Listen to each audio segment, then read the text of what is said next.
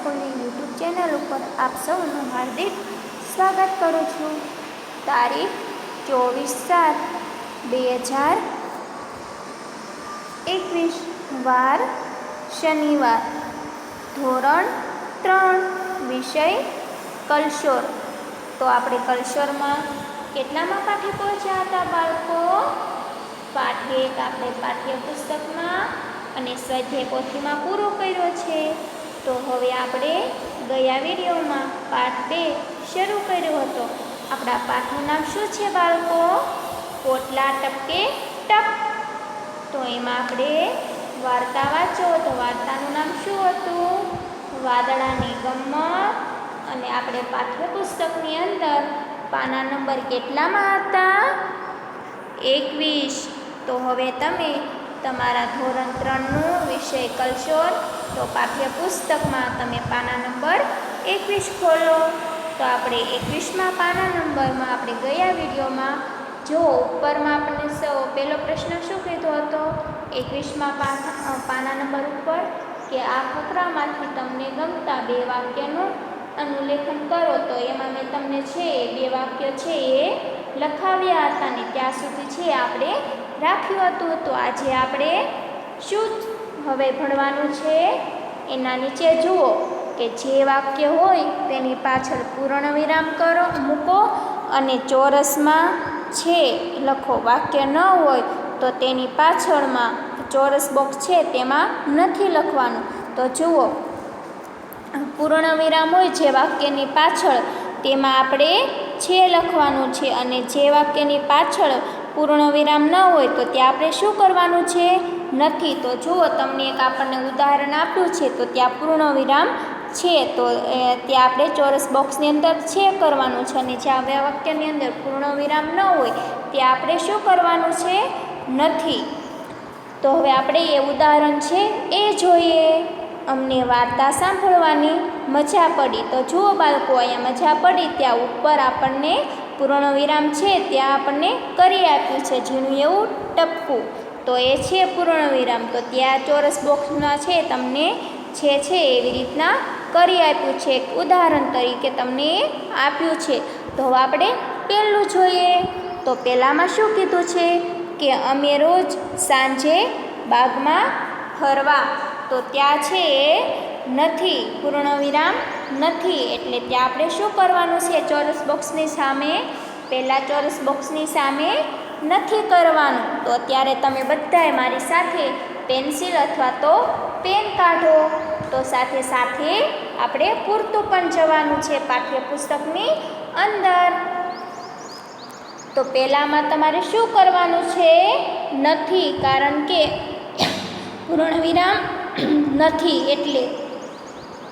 પછી બીજું જોઈએ તો બીજામાં આપણને શું કીધું છે? કેવું વાક્ય છે?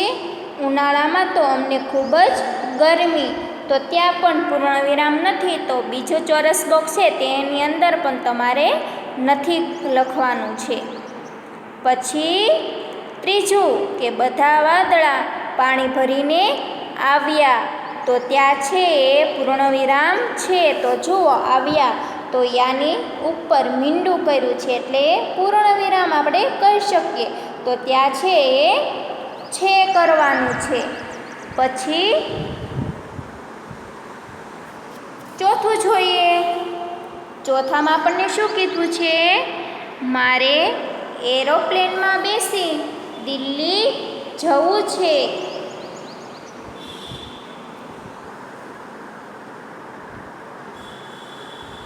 તો ત્યાં છે જવું છે તો ત્યાં છે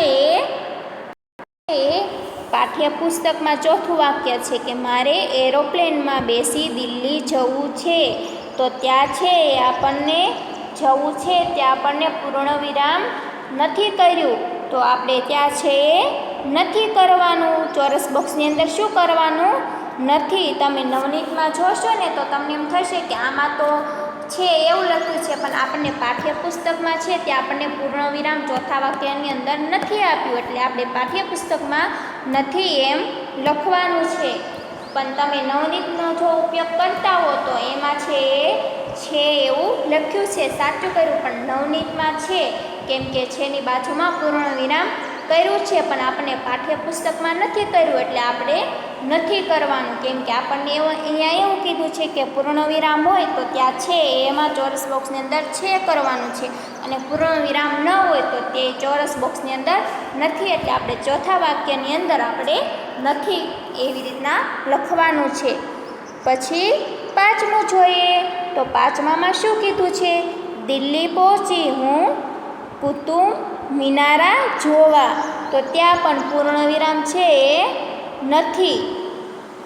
તો એ પાંચમા ચોરસ બોક્સ છે તેની સામે, પાંચમા વાક્યની સામે ચોરસ બોક્સ જે આપ્યું છે ત્યાં પણ તમારે નથી એમ એ ચોરસ બોક્સની અંદર નથી એવી રીતના લખવાનું છે. તો હવે પાના નંબર 22 જુઓ, તો તેમાં આપણને જુઓ ગીત આપ્યું છે.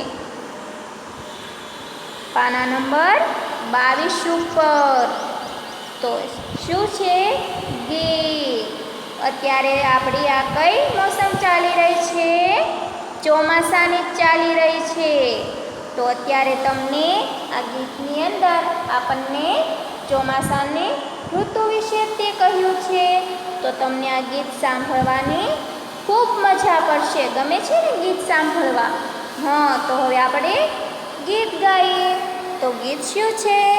રીમ ઝીમ વરસી ફોરા, ધરતી પર તો આવ્યા છે, કોણે આ ફોરાના પગમાં ઝાંઝરિયા પહેરાવ્યા છે, થાય મને કે દોડી દોડી આંગણામાં જઈ આવું હું, સાપ ટબુકલાને ફોરાને કોબામાં લઈ આવું હું, કોણ દેશથી આવે ફોરા, કોણ દેશ એ ઝાઝા સીજી, ઝળહળ ઝળહળ સૂરજ તેજે, મરક મરક મરકાશે જે, કોણ તેને મોકલતું ફોરા, કોણ તને બોલાવે છે, અલક મલકથી આવી પાછું અલક મલકતું જાવે છે. તો આ ગીત છે બાળકો કોને લખ્યું છે?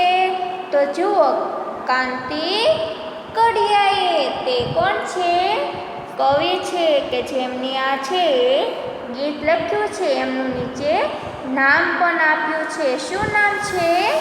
કાંતિ કડિયા.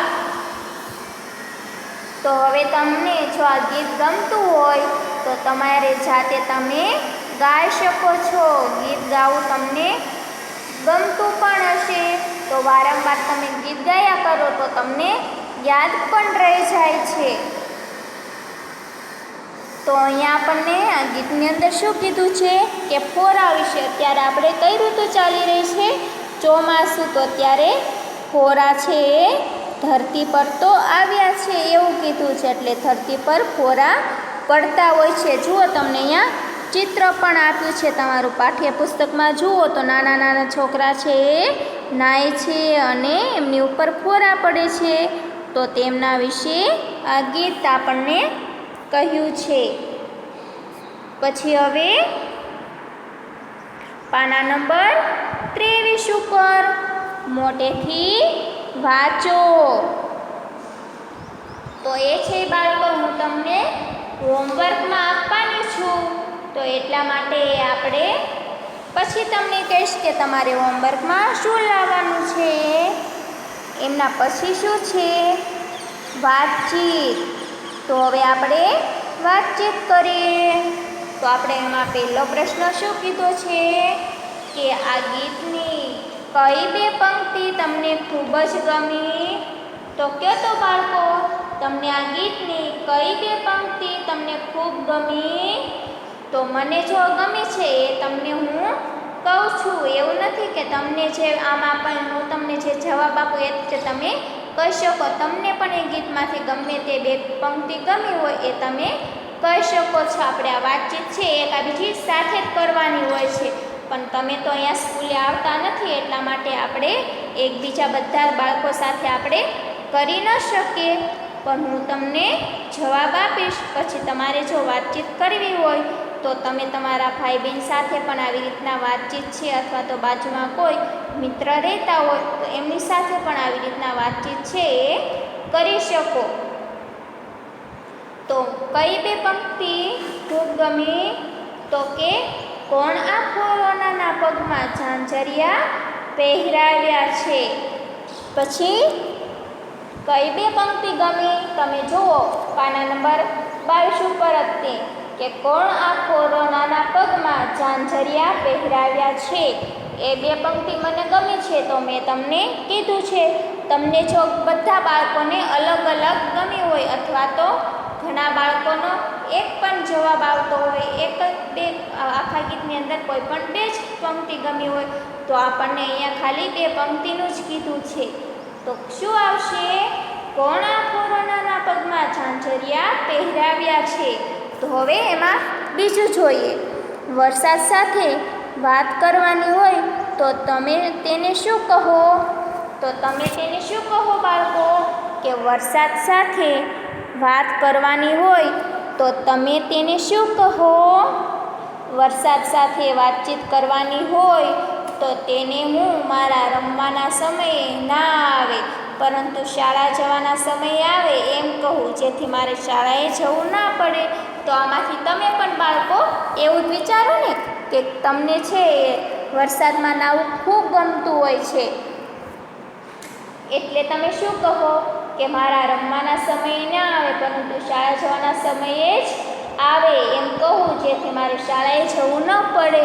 એટલે કે તમને જ્યારે રમવાનો સમય હોય ત્યારે વરસાદ આવે તો તમે રમી ન શકો, પણ જો શાળા જવાના સમયે વરસાદ આવે તો તમે શાળાએ આવી ન શકો. એટલા માટે તમે પણ એવું જ વિચારતા હો ને કે આપણે સ્કૂલે જવાનું છે તો વરસાદ આવે તો સારું, આપણે સ્કૂલે તો ન જઈ શકીએ, અને જ્યારે રમવાનું હોય ત્યારે તમે એવું કહેતા હોય કે આ વરસાદ બંધ થાય તો સારું, આપણે રમી તો શકીએ એમ.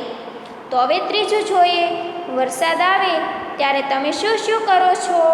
તો કહો તો બાળકો, વરસાદ આવે ત્યારે તમે શું શું કરો છો? વરસાદ આવે ત્યારે અમે વરસાદમાં નાહવા દોડીએ જઈએ છીએ, ગરમ ગરમ ભજીયા ખાવાની મજા માણીએ છીએ, નદી નાળા છલકાઈ જાય તે જોવા જઈએ છીએ. તો આપણે જ્યારે વરસાદ આવતો હોય તો આપણને શું શું ખાવાનું મન થાય? તો અત્યારે આપણે ચોમાસામાં છે, ચોમાસાની ઋતુ ચાલી રહી છે એટલે ભજીયા બધા બહુ બનાવતા હોય છે આ ચોમાસાની ઋતુમાં, કેમ કે અત્યારે આ ઋતુ ચાલી રહી એટલે બધાને સારું સારું ખાવાનું જ મન થતું હોય છે. પછી ચોથું છે કે જો વરસાદના ટીપા તમને પોતાની પીઠ પર બેસાડીને ક્યાંક લઈ જવાનું કહે તો તમે ક્યાં જવાનું પસંદ કરો? જો વરસાદના ટીપા મને પોતાની પીઠ પર બેસાડીને ક્યાંક લઈ જવાનું કહે તો હું પરીઓના દેશમાં જવાનું પસંદ કરું. પછી પાંચમું, વરસાદ પડે ત્યારે કેવો કેવો અવાજ આવે છે? તો વરસાદ પડે ત્યારે કેવો કેવો અવાજ આવે છે? તો જવાબમાં શું આપણે લખીશું? ખાલી આપણે જવાબ લખવાના નથી, પણ જવાબ ખાલી કહેવાના જ છે, કેમ કે આપણે એકબીજા સાથે વાતચીત જ કરવાની હોય છે એટલા માટે. તો વરસાદ પડે ત્યારે સર અવાજ આવે છે. કેવો અવાજ આવે? સર એવો અવાજ આવતો હોય છે. અથવા તો જો આપણે પતરા હોય છે તો પતરાની ઉપર ટપ ટપ ટપ ટપ એવો પણ અવાજ આવતો હોય છે. પછી શું કીધું છે? સૂચના હવે જોઈએ કે સાચા વાક્યોની સામે વાદળ દોરો અને ખોટા વાક્યની સામે શું આપણે કરવાનું છે?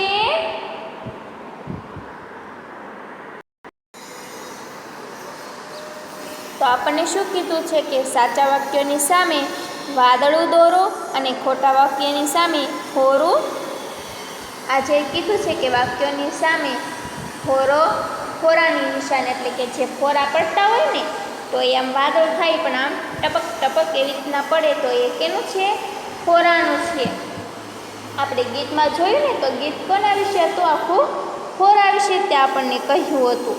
તો પેલું જે ચિત્ર છે એ વાદળાનું છે અને બીજું ચિત્ર છે એ જો બીજા ચિત્રમાં તમને નીચે છે એ પાણી કેમ ટીપા પડતા ટપક ટપક એવી રીતના ત્રણ છે એ નિશાની નીચે કરી છે, તો એ કેનું છે? ફોરો છે. તો આપણે અહીંયા વાક્ય આપ્યા છે તો સાચું વાક્ય હોય તેની સામે આપણે વાદળું કરવાનું છે અને ખોટા વાક્યની સામે આપણે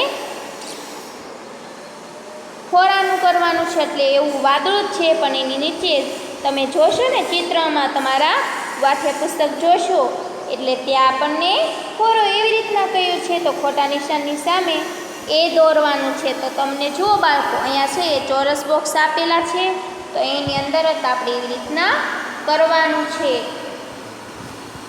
તો પહેલું શું આપણને કીધું છે વાક્યમાં?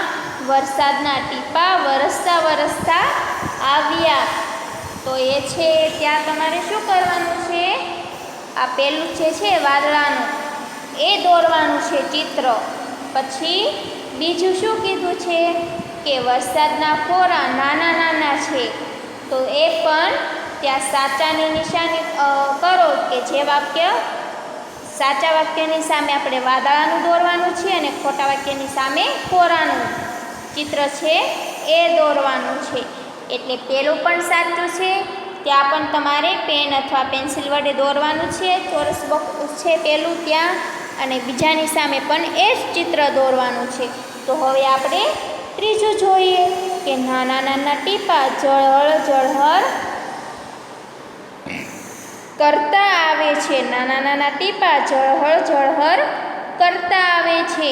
તો એમનો અવાજ છે એવો આવતો ન હોય છે, ટીપા છે એ તો ટપક ટપક પડતા હોય છે. તો ત્યાં છે એ વાક્ય ખોટું છે. એટલે જે ખોટો વાક્યની સામે તમને જે કીધું છે ને સૂચનાની અંદર, તો એ દોરવાનું છે. વાદળું આમ દોરવાનું. પછી નીચે શું કરવાનું છે? નીચે 3 3 એવી રીતના થોડાક થોડાક આગા ટપકા ટપકા એવી રીતના કરવાનું છે. પછી ચોથું છે કે ટીપા દોડી દોડીને આવે છે. તો ટીપા દોડતા ન હોય તો એ વાક્ય પણ ખોટું છે. તો ત્યાં પણ તમારે જે ત્રીજામાં જેવી રીતના દોરો છો એવી રીતના તમારે ચોથાની સામે એ બોક્સની અંદર એ જ ચિત્ર કરવાનું છે. પછી પાંચમું કીધું છે વરસાદના ફોરા હસતા હસતા આવે છે. તો એ સાચું છે. એટલે અહીંયા તમે સૂચના વાંચશો ને કે સાચા વાક્યની સામે વાદળાનું દોરો અને ખોટા વાક્યની સામે ફોરાનું દોરો. એટલે કે સાચું ખોટું હોય ત્યાં એવી રીતના આપણે કરવાનું છે. તો પાંચમું છે એ સાચું છે. તો ત્યાં તમે જેવું પહેલાં ચોરસ બોક્સની અંદર દોરશો ને એ જ તમારે ત્યાં પાંચમા ચોરસ વાક્યની સામે એ જ દોરવાનું છે. તમે અત્યારે પેન્સિલ વડે દોરજો તેમાં, એટલે તમારાથી સરખી રીતે ન દોરાનું હોય તો તમે ભૂસીને પાછું સરખું દોરી શકો છો. તો હવે આપણે ક્યાં પહોંચ્યા? કયો તો બાળકો? પાના નંબર 23 છે આપણે જોઈ ગયા. તો હવે પાના નંબર 24 પહોંચ્યા. તો તેમાં આપણને શું કીધું છે કે મોટેથી ગાવો, પંક્તિઓનું જીલગાન કરાવો. તો તમને ખબર છે કે આવી બધી પ્રવૃત્તિ આવો, પણ બાળકો તમે બધા અહીંયા હો તો આપણને આવી રીતના ગીત ગાઈએ, પછી જીલગાન કરીએ તો આપણને બહુ મજા આવે. પછી ગીત ગાતા ગાતા અભિનય પણ કરવાનો હોય છે, પણ તમે અહીંયા આવતા નથી, એટલા માટે આવી બધી પ્રવૃત્તિઓ છે એ તમારી જાતે કરવી પડે છે. નકર આપણે બધા સાથે હોય, તમે બધા બાળકો હો તો તમે એવી રીતના ગાતા જાઓ અને અભિનય કરો તો બહુ મજા આવે. તો હવે આપણને શું કીધું છે? પાના નંબર 24 ઉપર મોટેથી ગાવો, પંક્તિઓનું જીલગાન કરાવો. થાય મને કે દોડી દોડી આંગણામાં જઈ આવું હું, સાવ ટપુકલા ફોરાની ખોબામાં લઈ આવું હું. પછી અભિનય કરો કે વિદ્યાર્થીઓને અત્યારે વરસાદ પડી રહ્યો છે એવું ધારવા કહો.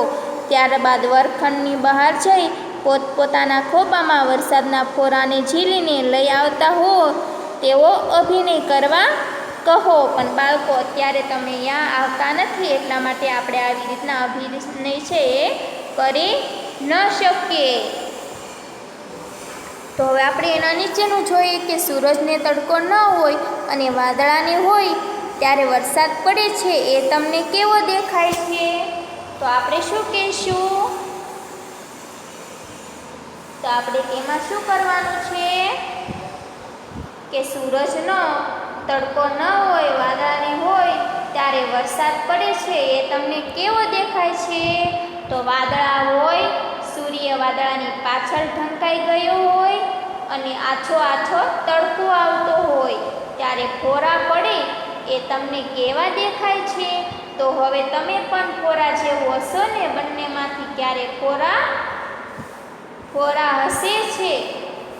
તો આપણે જવાબમાં શું કરવાનું છે બાળકો? પહેલું આપણે જોઈએ, કેમ કે એનો જવાબ બાકી છે એટલા માટે. તો પહેલામાં આપણે શું કીધું છે? જુઓ, તમને ટપકા ટપકા બે કરી આપ્યા છે, એવી રીતના વાક્ય છે.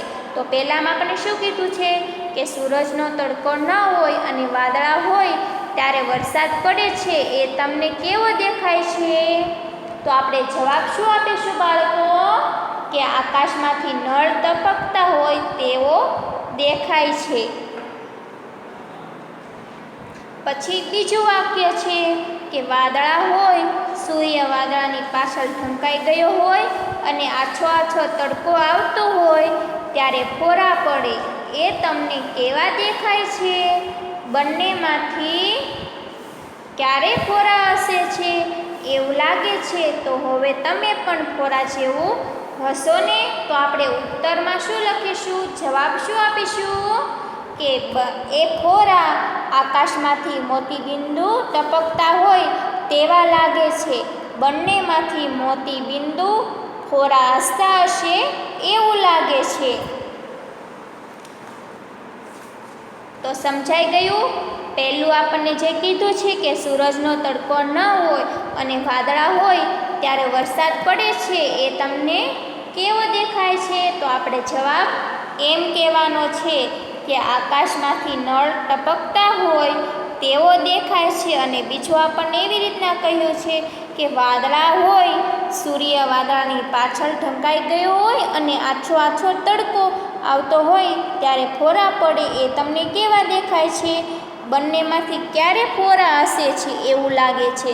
તો હવે તમે પણ ફોરા જેવું હશો ને? તો આપણે એ જવાબમાં શું આપણે જવાબ આપશું? કે એ ફોરા આકાશમાંથી મોતીબિંદુ ટપકતા હોય તેવા લાગે છે. બંનેમાંથી મોતીબિંદુ ફોરા હસતા હશે એવું લાગે છે. તો હવે આપણને શું કીધું છે? કે સરખા અક્ષરો વારંવાર આવે એવા શબ્દો કવિતામાંથી શોધીને લખો.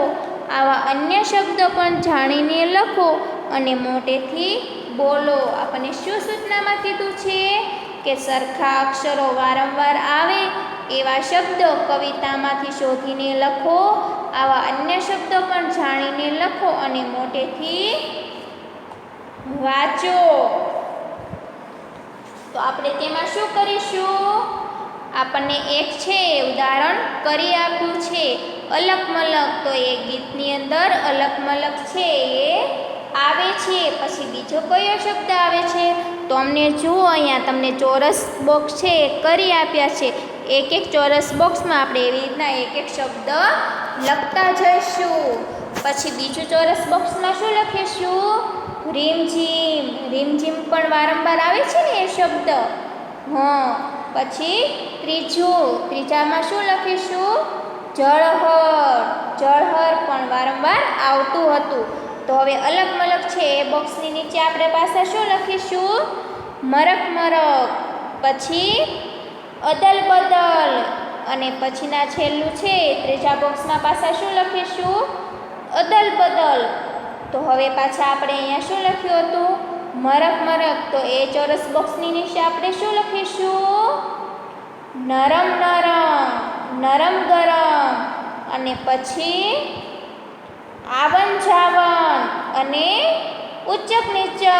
તમને એમ થતું હશે કે આવન જાવન, ઉચ્ચક નીચક અને નરમ ગરમ એ પણ શબ્દ આપણને ગીતની અંદર નથી આપ્યા. આપણને ગીતની અંદર શું શું આપ્યું હતું? અલક મલક, રીમઝીમ, જળહર, પછી શું હતું? મરક મરક. તો એટલા છે એ શબ્દ આપણને આપ્યા હતા અને બીજા છે એ આપણને નથી આપ્યા. કેમ કે એમાં આપણને પછી એવું કીધું હતું કે એ તમારી જાતે બીજા શબ્દ એવી રીતના વારંવાર આવતા હો તો એ તમે લખી શકો છો. તો આપણે કયા બીજા અલગ અલગ શબ્દ લખ્યા? એક તો અલગ મલક, પછી રીમઝીમ, જળહર, મરક મરક એ શબ્દ છે આવતા હતા. અને પછી અદલ બદલ, પછી આવન જાવન અને નરમ ગરમ. તો આપણે કયા ચાર આવતા હતા બાળકો?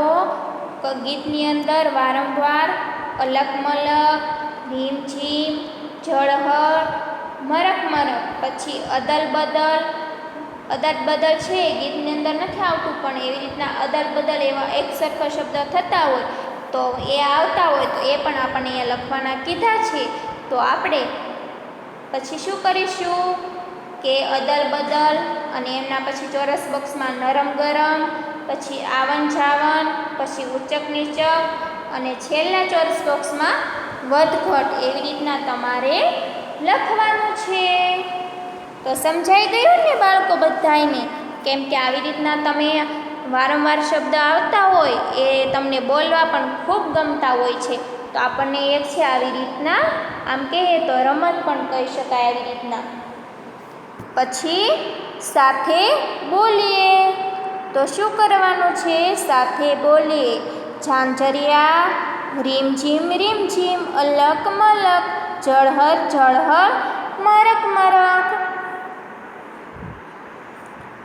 પછી શું કીધું છે કે ઝડપથી, ધીમેથી અને મોટેથી આ શબ્દ વારંવાર બોલાવવા. તો હવે તમારે પાના નંબર કેટલામાં જોવાના છે? પાના નંબર 25 ઉપરને આપણને એવું કીધું છે કે ઝડપથી, ધીમેથી અને મોટેથી આ શબ્દ વારંવાર બોલાવવા. તો બાળકો અહીંયા આપણને પેલું ઝડપથી, ધીમેથી, મોટેથી આ શબ્દ વારંવાર બોલાવવા.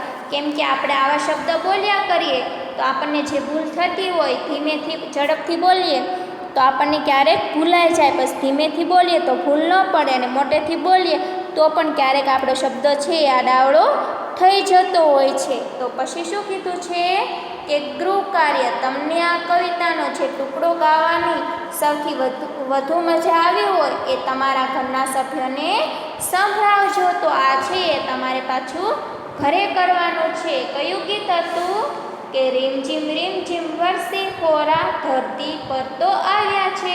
એમાંથી તમને જે ટુકડા ગાવાની સૌથી વધુ મજા આવી હોય તે છે તમારા મમ્મી પપ્પા, તમારા ભાઈ બહેનને છે એ સંભળાવી શકો છો. એમાંથી તમને જે ગીત ગમ્યું હોય, ગીતમાંથી જે ટુકડો ગમ્યો હોય એ તમે સંભળાવી શકો છો. તો એ તમારે ઘરે કરવાનું છે.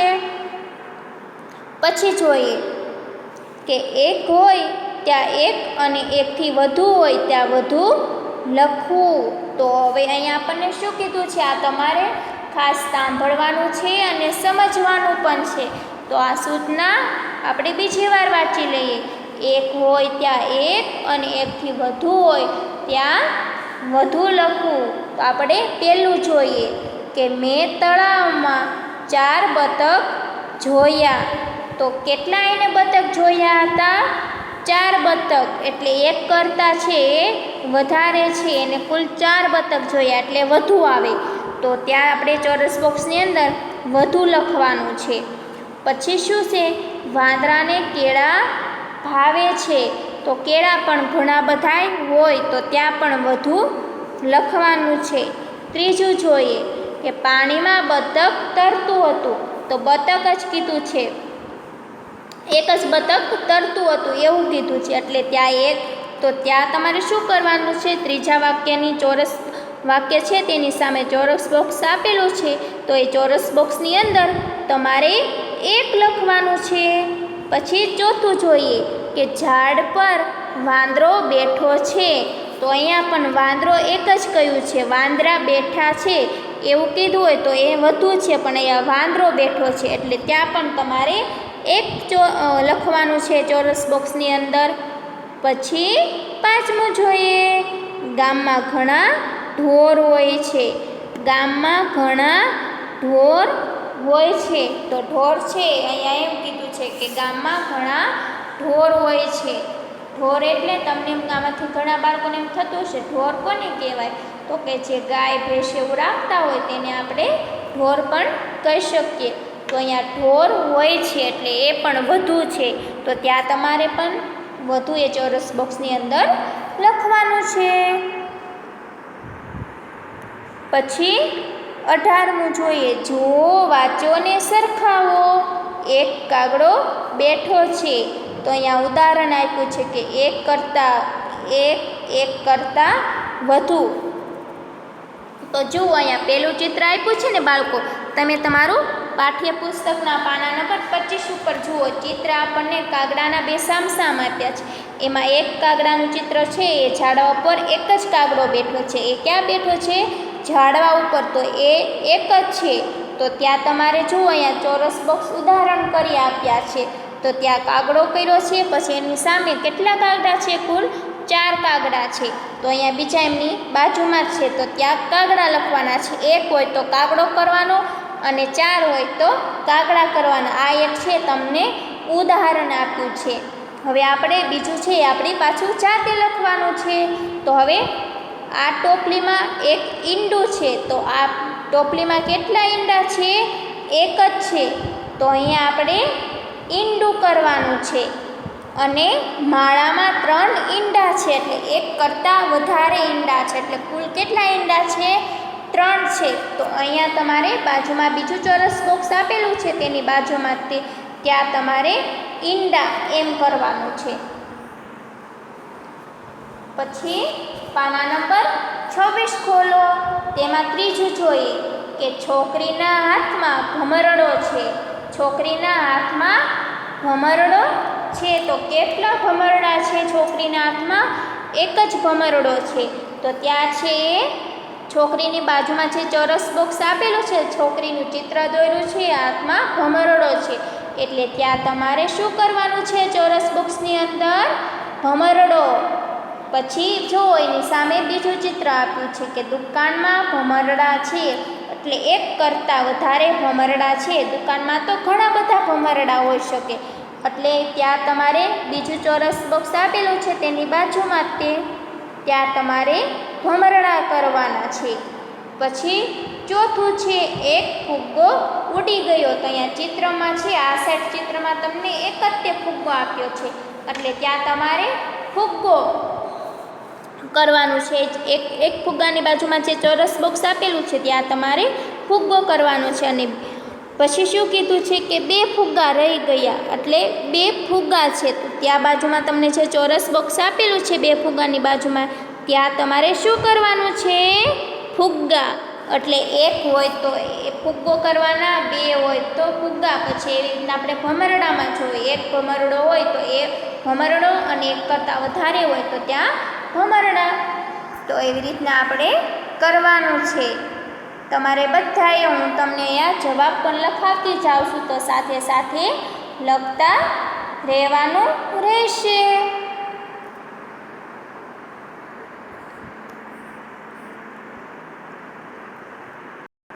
તો હવે આપણે શું કરવાનું છે બાળકો?